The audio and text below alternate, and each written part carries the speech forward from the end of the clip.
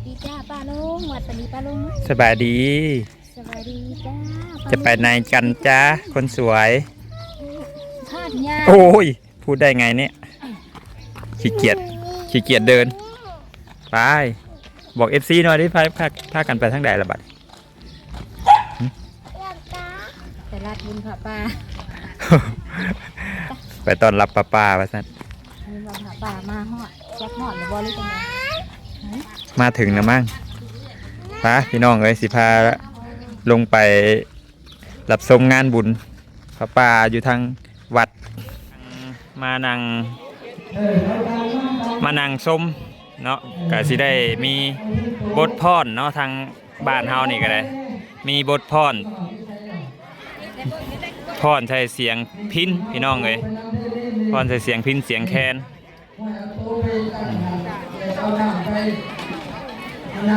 ส่วนทั้งนี้ก็ชาวบ้านเฮาหลายๆคนมาถ่าเบิ่งคือกันเต็มอยู่พี่น้องหลายคน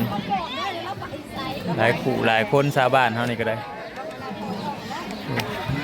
เตรียมถ่าเบิ่งเพิ่นพรนี่แหละพี่น้องเลยเป็นอะไรแมนเบิร์ดแล้วคงเห็นเท่ากับส่งเสริมคนเดอร์วัฒนธรรมประเพณีอันไม่ยกเอาผ่านมาให้พอออกคนนั้นเอาเงินให้มาโชว์มาไว้ถึงเรายังไม่พอเนาะเท้าไปเฉยย้ายตายกับเลยเมื่อโอ้ยตำรวจจับมาจากว่าเมื่อไหร่ส่งน้ำหน้าทีมงานถอนตำรวจเองทางงานไหนมันจบพอดีจะแค่ว้าวอย่าบริพันธ์ส่งน้ำหน้าทีมงานเอาเข้าไปด้วยกันพวกนักโหกถูก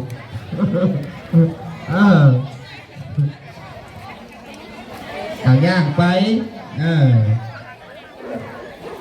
ยังไม่ออกเนาะเขายังไม่ไม่ได้ยินเบาๆยังไม่ประกาศออกดาวยังยูฮันดาเราหยอกเธอพี่น้องบ้านคบปลาไหวบ่เคยเห็นก็เคยเห็นบ้านนี้เนาะพี่น้องมาจากทางไทยกับโอ้ยคนหัวขวัญมีนุ่มอยู่จะไปจะอ่านคนเนาะขออนุญาตเธอทีมงานทุกไม่อะไรอีกแป๊บนึงยืดท่าอยู่วันละไม่เอาโกนยกเครื่องกลางได้ไม่โกนเด้อ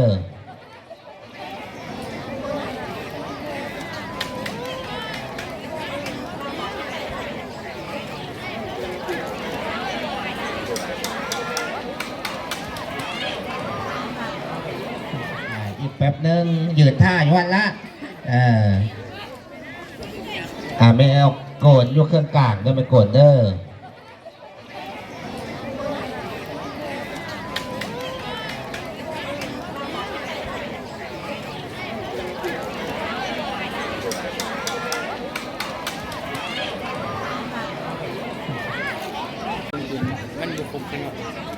ไม่เด็ดไม่โชว์มาก้อนเข้าทีก้อนแบกมาสองมือไม่ออกมันครบปลาไหวปลาย่าแต่เพื่อนเอาไว้แล้วเพื่อนใจดีอยู่แล้วน้องไม่ออกนะก็ไม่ใหญ่มาแต่พังไทยเอาก็โอ้ยใจดีใจกว้างพวกเอาไปไว้จะถูกไปนวดไปไว้จะถูกแต่ก็พาจากประเสริฐเพื่อนออกไปอีกเรื่องบนครูบาอาจารย์เราพร้อมเลยล้างมือแดงครบเด้อล้างมือแดงครบเด้อวะยังมือแดงครบพันดอกเปิดเพลงเลยท่านอาจารย์ยังอีกพี่น้องยังบ่ทันจบถามเบิ่งอีกว่าสิมาจังหวะใดบัดนี้ตั้งวายบ่ตั้งวายบ้านโคกบ่พอได้หัวจะไปออกนะโมมี่วางบนแดงแถวนี้เอามาทิ้งใส่ให้มันการ์ดดีๆหล่อบนแดงหมดแดงครบหมดแดงกัด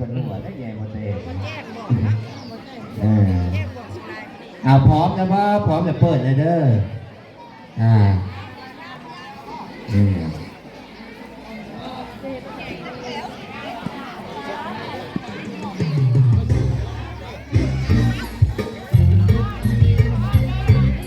น้อยเด้ออาจารย์เด้อจักหน่อยเด้อ จักหน่อยทีมงานเขายังแต่งตัวอยู่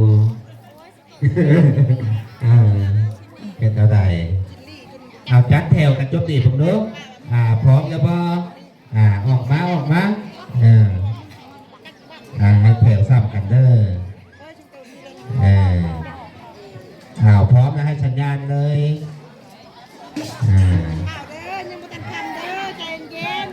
ยังบ่ทันข้ามเท้าจากเมื่อมียังไงบาท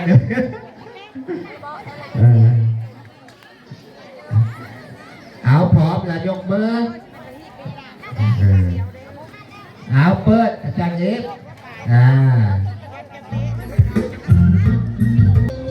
เอาตัวมือเนี่ยไม่ออกโอ้ยบวชนั่งไม่ออกนะสา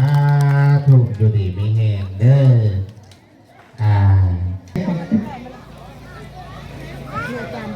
เดือนสาม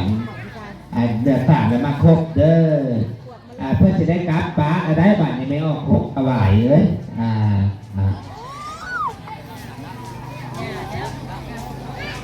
ทีมงานพร้อมเอาสามทีมออกมาเลยเด้อออกมาเลยเท้ามือออกมาเลยย่างออกมาเลยจืดเป็นทีมเมโซย่างออกมาก็จะเท้าให้ท่านถ้ากันย่างออกมาอยู่ตัวนี้ก็จะออกไปออกบ้านนึกอันโคกปลาหวายเนี่ยบุญแดงให้อาจารย์ออกไปออกมาย่างออกมาไม่ยงไม่นั้นย่างออกมาไปย่างออกมาได้รู้ไม่เด็ดย่างออกมาเอาเตรียมไทยหูเด้อย่างเรียกกันงามๆเรียกต่อหลังเลยแบบนี้ออกมาพากันออกมาเพื่อนท่านไปรับไม่อย่างออกมาปฏิไทยหูรวมไปที่ระลึกออกมาไว้นะกระบอกไอ้สั่งทิ้งแล้วกันยากหรอกบ่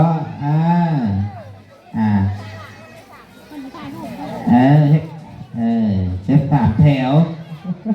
เอามีม้วนกันหน่อยมีม้วนกันหน่อยอาจารย์เอาไปบอกย่างต่ออาจารย์มีม้วนกันหน่อยโอ้ยมาเอาผุ่นเด้อเสร็จนั่งลงพากันนั่งลงเพิ่นเอาให้50,000ก็เอาเมื่อซื้อน้ำมันรถจะไปออกเด้อใส่อีตุ่นเนาะไทยหูก้อนย่างครับมากราบเพิ่นนะครับครับแล้วบัดนี้มาบอกเพิ่นบอกอาจารย์เจ้าอธิการวัดเพิ่นขนาดในซ่านาราเดี๋ยวว่าบัดนี้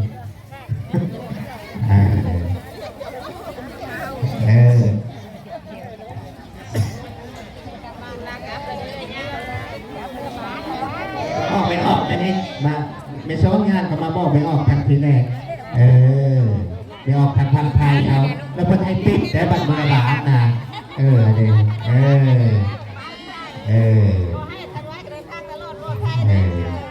สาธุเอาจากอีฟนักต่อเลย